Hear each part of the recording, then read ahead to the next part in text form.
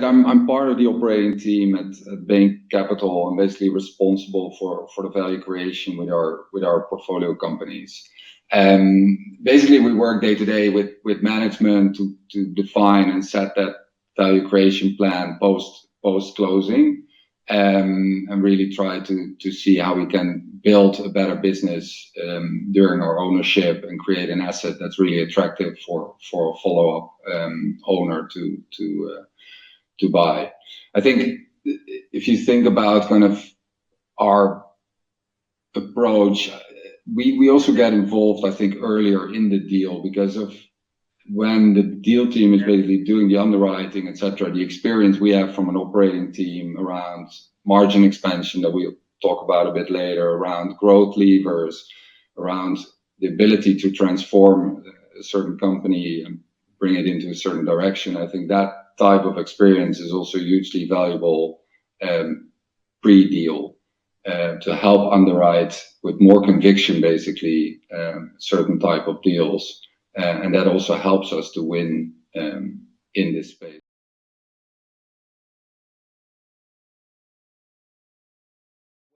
Where the real help is needed is in gathering that data early on, providing the right context for the decision, going deeper than you were able to in due diligence early as you were buying the asset on what the growth levers might be, what the adjacencies might be, getting alignment with the new management team, and then setting a sort of path of execution for those 3-4 key levers that you're going to pull. Because I think often where private equity fails, it's when it's trying to do too much in a hold period, or when you don't have alignment with the management team on where are you going to go and what is the business ultimately that you're trying to sell at the right hand side of this chart, because that is just as important as what you bought is what are you going to turn it into. And sometimes that is a random walk that just ends up coincidentally in something good, but the best deals know going in could almost write the sim for the exit on day one, because they've understood, okay, what are the levers we're going to pull, how are we going to get there, and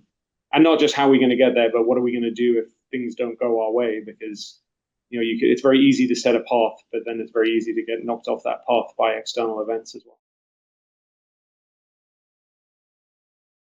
We see that today more than half of the value is actually created by revenue growth, followed by multiple expansion, and only a small portion of 14% is actually due to margin expansion. How does this be, or how is this reflected in your work? Maybe, Carl, you see many different kind of projects. Could you elaborate a bit on that one?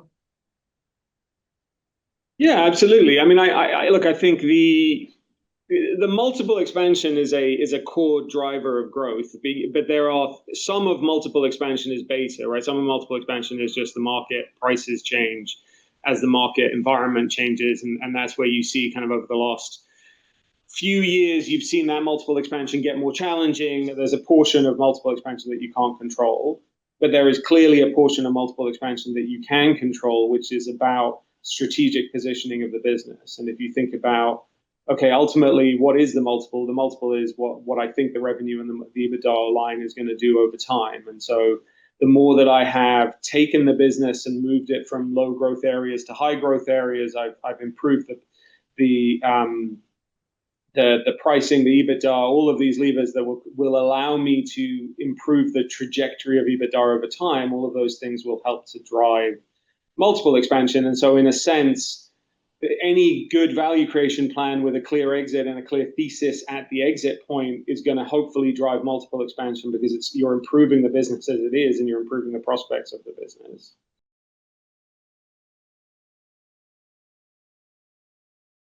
Have you seen a shift in strategy from your clients? Do you see more demand for active value creation? Or is it more what you mentioned previously, like a pivoting of the business in the direction of a higher multiple business model? I think it's had a number of knock-on effects, right? So it's had an obvious knock-on effect, and the sort of the underlying factors behind this chart, not necessarily this chart, has slowed deal volume significantly in the market, because if the multiple expansion is that low, then the deal MOIC is compressed and people are holding onto assets longer in the hope that as market returns and that multiple expansion starts to give you more return, they're going to exit at that point. And so it's created a slowdown in the market, which has created a whole bunch of ripple effects that we can talk about in terms of just DPIs and LPs over allocations and slowing fundraising markets. Clearly has been a change, let's say, in the market, and that's also reflected in this chart. I think lower interest has also made it a lot easier to pay up, and higher interest does the opposite. So that's I think, you know, if you put the interest rate curve next to this, then you'll get a good correlation, I guess. But so I think the way we try to think about it is like some things are within your control and some things are not. And I think multiple expansion is partially in your control, as Carl explained. Like you can position the business better, etc. Some of these things you can do, you can accelerate, and some you can't. Like pushing for a certain M&A or creating a slightly different profile can help accelerate getting to an exit at the right price. But equally, sometimes you just need to sit it out and make sure that you continue to position the company as best as you can, continue to show growth, continue to show cash flow generation, because ultimately that's a big value driver at an exit as well, and you'll be able to find a good buyer.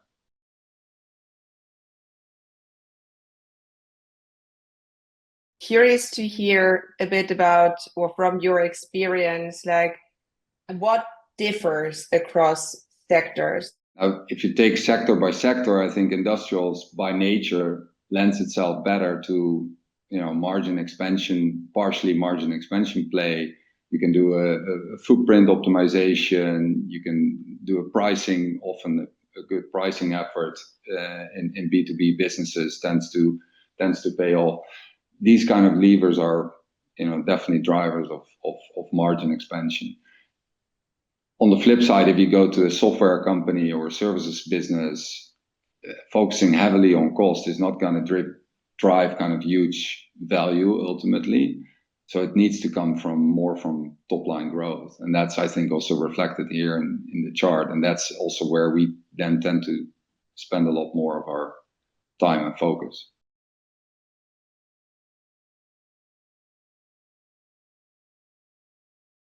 And I'd sort of add on that you've also got kind of more multiple expansion here in some of the sectors that have been a little bit hotter. They've been a little bit more recession resilient. And so you've seen kind of less compression recently as sort of cyclical concerns kick in, versus industrials, which is obviously very cyclical. So if I compare kind of science and health versus industrials, you're going to see much more multiple expansion in science and health, or less multiple compression in science and health than you are in industrials, where people right now are having cyclical concerns. They're having tariff concerns. They're having a lot more macroeconomic concerns.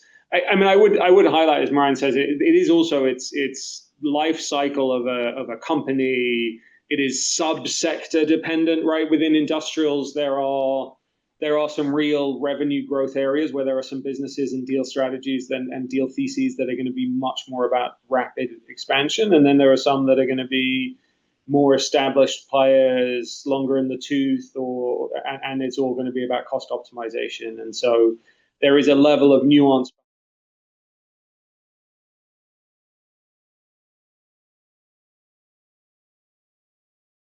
There's still very successful kind of buy and build strategies to pursue. I think you need to be very deliberate around kind of what's the ultimate kind of company that you're trying to create. And to your other point, like, are you just trying to pull a bunch of companies, or do you truly try to create one strong integrated platform that really has a differentiated market position, and therefore you created something unique or not? I think the latter works quite well and is also often perceived by future potential buyers as such. But what's a good add-on, and that's always the difficult one, is like a good add-on is on strategy, right? It fits the profile of what you're trying to achieve, and whether that's a geographical expansion, a product expansion, certain other capabilities that you're trying to bring in, just scale, whatever it is. But it's often difficult to find add-ons that 100% fit that profile, because 9 out of 10 times the add-on does 80% of what you want and 20% something different, and trying to find kind of the right fit and being pragmatic around some of these things as well, and then try to find the right solution in terms of how do you integrate, to what extent do you integrate, how do you prevent kind of creating a huge distraction within both companies that then ultimately leads to a lower performance, either top line or in other shapes or forms. So it's not straightforward, I would say, but there's still huge value creation to be achieved through these strategies.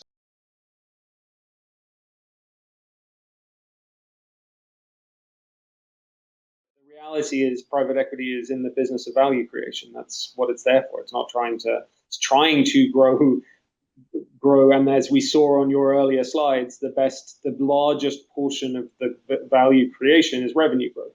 And revenue growth comes with headcount growth, because no matter what the business is, there's going to be an element of headcount growth if you grow the revenue significantly. And that's why this chart is showing that, like, more often than not, and much more often than not, private equity is coming in and creating jobs. It's coming in and growing businesses, because that's what it's trying to do. It's trying to grow the revenue of the businesses.